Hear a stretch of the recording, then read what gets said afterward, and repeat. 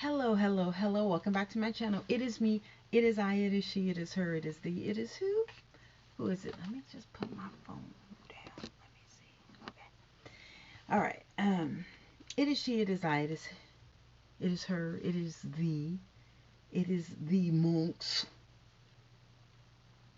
It is Rosie Rosette 2020. Pow. Okay. Let's get into BMF. Let me tell you, for the second episode, it's getting good. It's really getting good because it's just not focusing on Michi and Terry.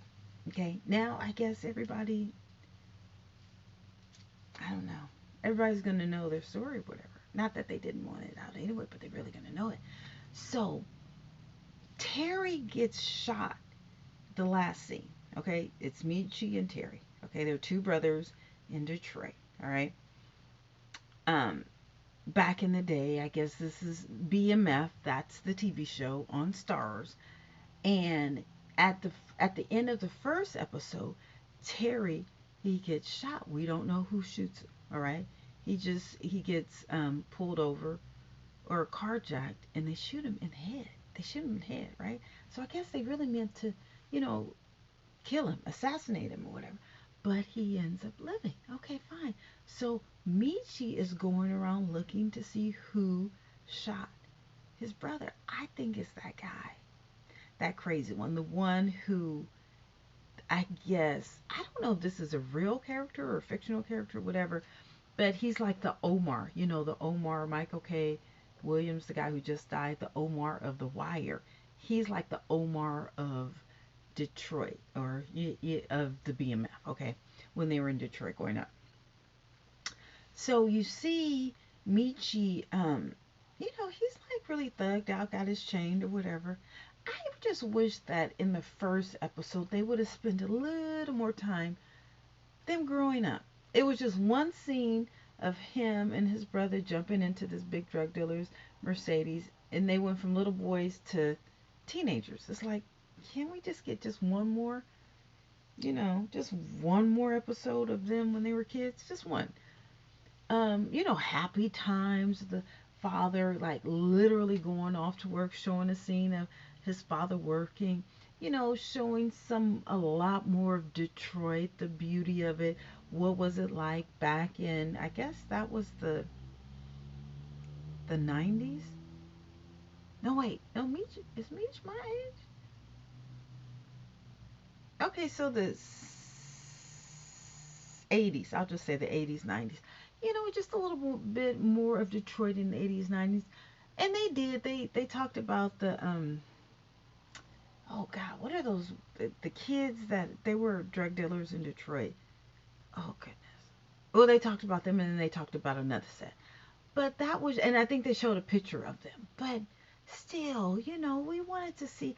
You know what I hate about when people do films in Detroit? They only do Huntsville. And as many times as I've been to New York, I can never get into Huntsville. It's always closed every time I go. Every time I go to visit. Every time I go over there. Anyway, there's so much more to New York because Huntsville is literally like this little, it's like a shack. Okay, it's a blue and white house.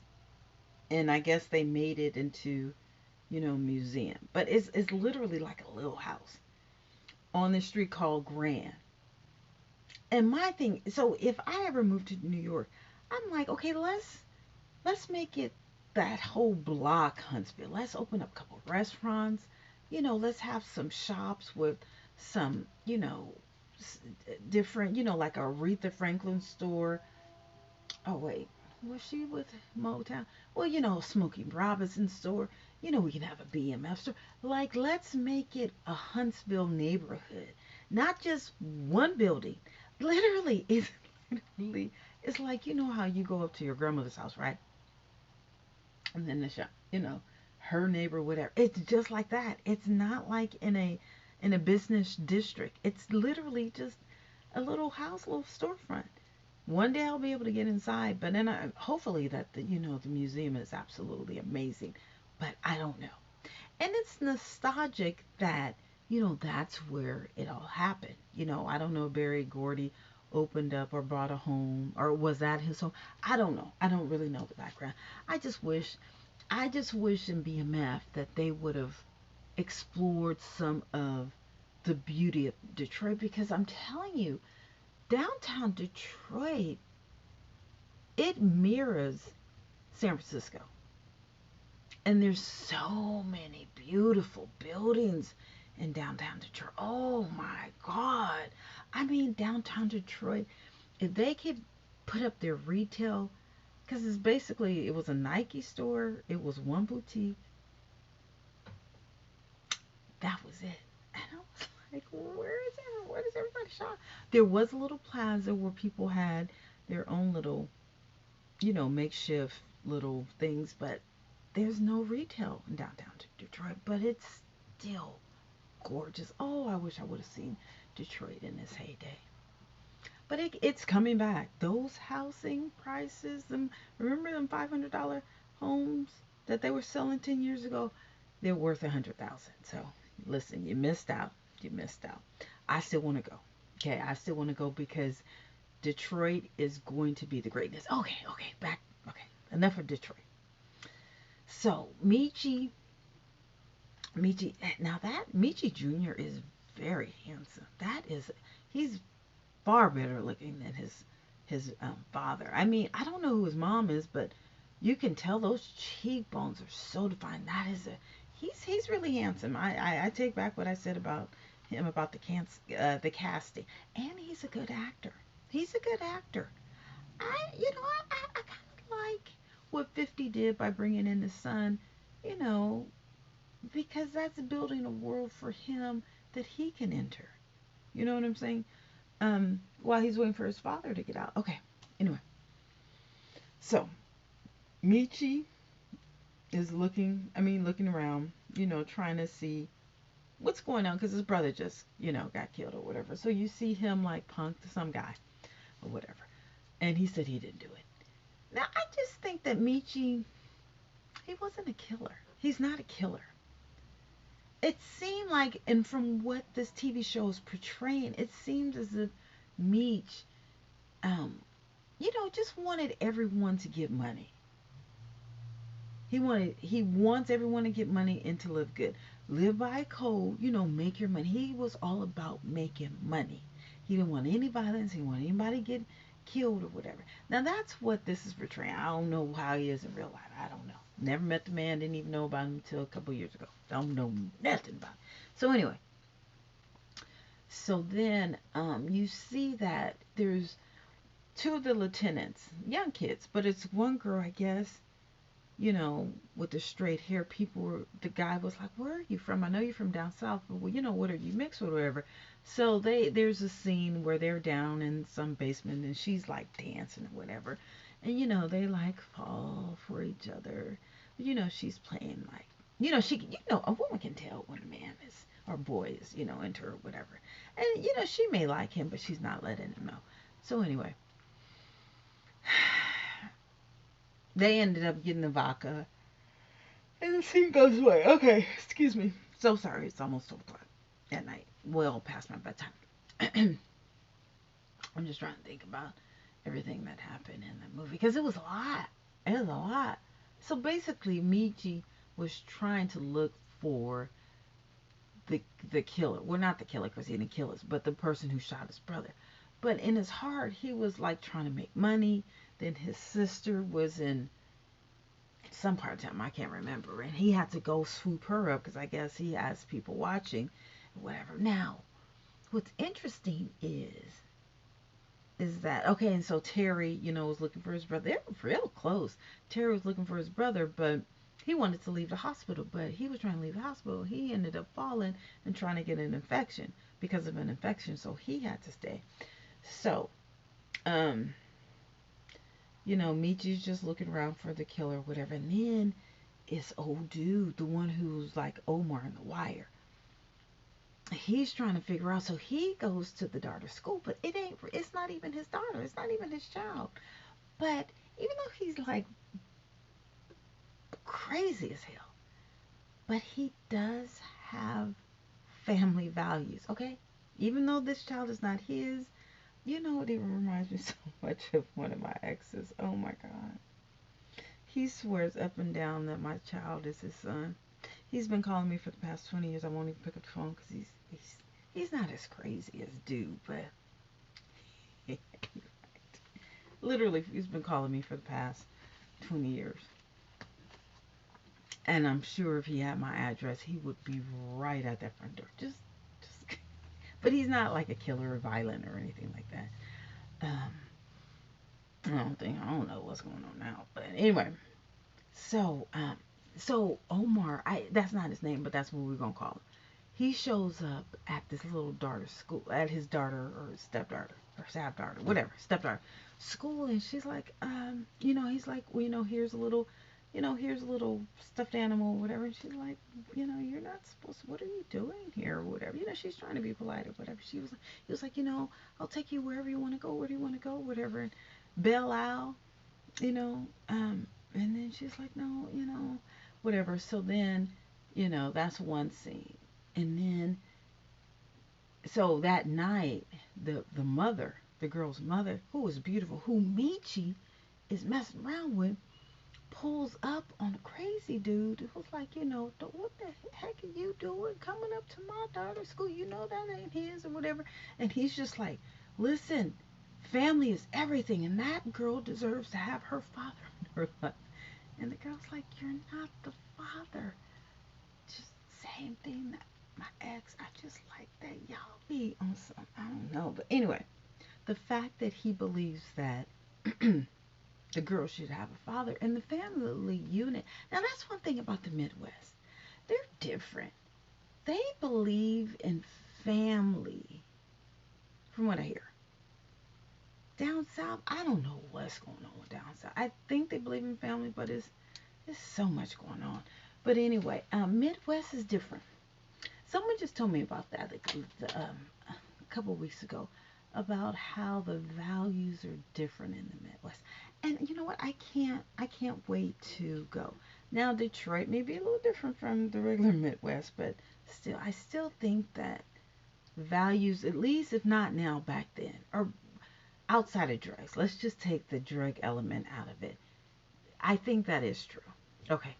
So anyway, so Omar, the baby mama pulls up to Omar. That's not really his name, but that's what we're going to go for now, whatever. And so the dude that he's with, who is an opponent of Michi, he's like, dude, if you want to, oh my God. Okay, now, so when they talk about this, Omar, that's not his name, but we're going to call him Omar.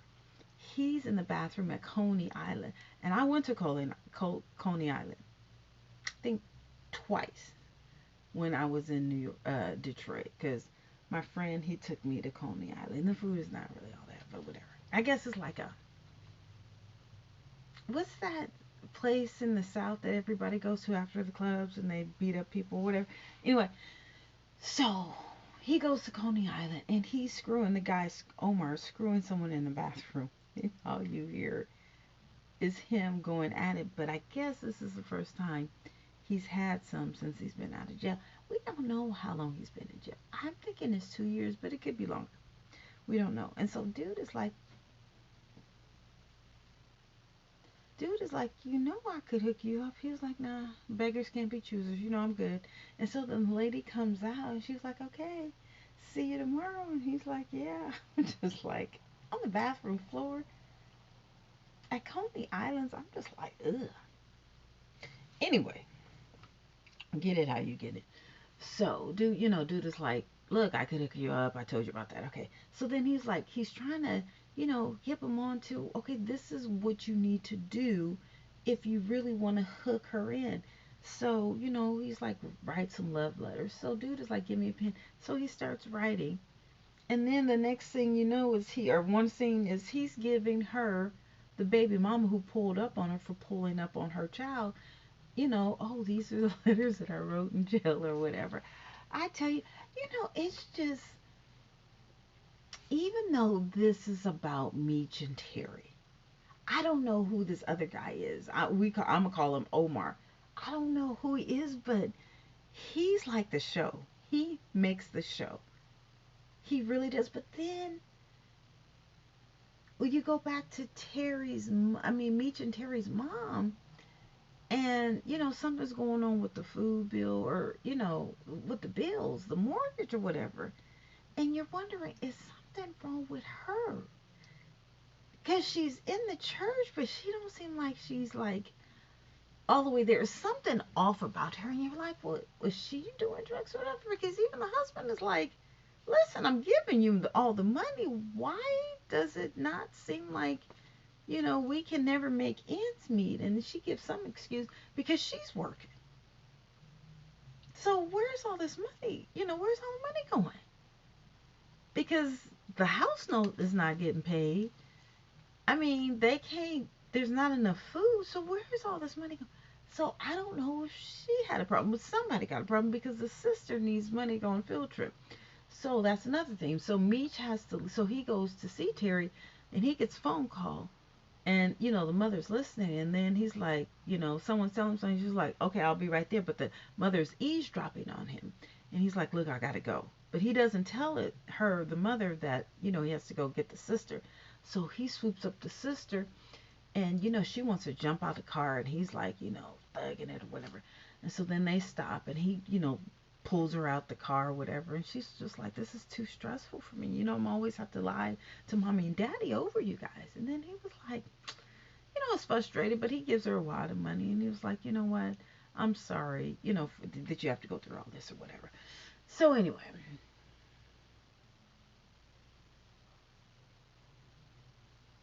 mm, so Meech and one of his lieutenants are at a park. Oh, excuse me, one of the crooked cops, the one that's from the Tyler Perry movie that nobody can stand, the one that beat up that woman and threw out of the house, and then had that other high yellow girl stay with her. Anyway, so he drops off Meech's rival. So I don't know why, but anyway, so he drops him off. So Meech is, beating him up, like, did you put a hitter out on my brother? And dude was like, no, that wasn't me. That wasn't me. He was like, no. And so he's, beating him up. And then um, his lieutenant, the one who likes that girl, he was like, dude, just go ahead and smoke him or something like that. And then he was like, nah, he didn't do it or whatever. So, I think Meech has a gun, and, it's pointed to him. And then his lieutenant just pulls out a gun and just shoots him, just like, and I was like, oh my goodness, really? So no, that's not how it ends, because old girl and the lieutenant, they're together for some reason, and then she says, oh well, whoever the enemy is, I heard he put something out on Terry, or and he was like, oh, you ain't got to worry about him. You ain't got to worry about him. But I can't remember how it ended. I think that guy Omar, he was the ending, but he makes the show. It's not Meech and Terry, that they're not the star of the show. It's that crazy one. He's the same way that Omar is. But the thing about it is, I don't. Is this fiction or is this real? Is this what really happened, or is this fiction? You know what I'm saying? Because if it's real and dude is still out, I don't want to commentate on him. No, no, no, no. Especially if I'm planning on moving to Detroit. No. Now there is one guy who I used to look at videos with, and not with, but about, big old guy. Not my friend, because my friend is, there's a lot of big men in Detroit. And let me get off this thing. Anyway, BMF is good. If ever follow, and I think this is why they got a second season automatically, because there's a lot of people who are interested in how this whole organization came about. And I'm sure the cops are intrigued on how this happened too. So I think a lot of people are taking notes. I remember I used to date this guy. He was Cuban, and he used to always come over my house. when he came over, he would only like to look at the Scarface movie. I think, and I'm just going to dot, dot, dot, dot, dot, okay? I think there's a lot of men, younger men, because there's a lot of these kids are, they, they, they got a lot going on. And there's a lot of people who do drugs. Weed, coke, meth, heroin, crystal, crack. This is a really, I don't know if it's as bad as I think it is. I don't know. Anyway, I'm just saying, I think a lot of people are using this show as Bible and taking notes. That's all I'm saying. But it's still good. I don't do drugs. I don't sell drugs. I barely want to take drugs. So this is just all intriguing to me. I know nothing about the drug culture as far as distributing. Yeah, I'm dating. Anyway, let me go. So I will keep you up on this BMF because I like it. I really do like this show. It's a good show. It's not on the level as The Wire. Oh God, I wish it could be. But this Omar guy, he's intriguing, and I would like to know who is this man in real life. In real life. In real life. Okay, is there any YouTube videos on who this man is? This antagonizer or whatever? Anyway, I'll talk to you guys later. Bye.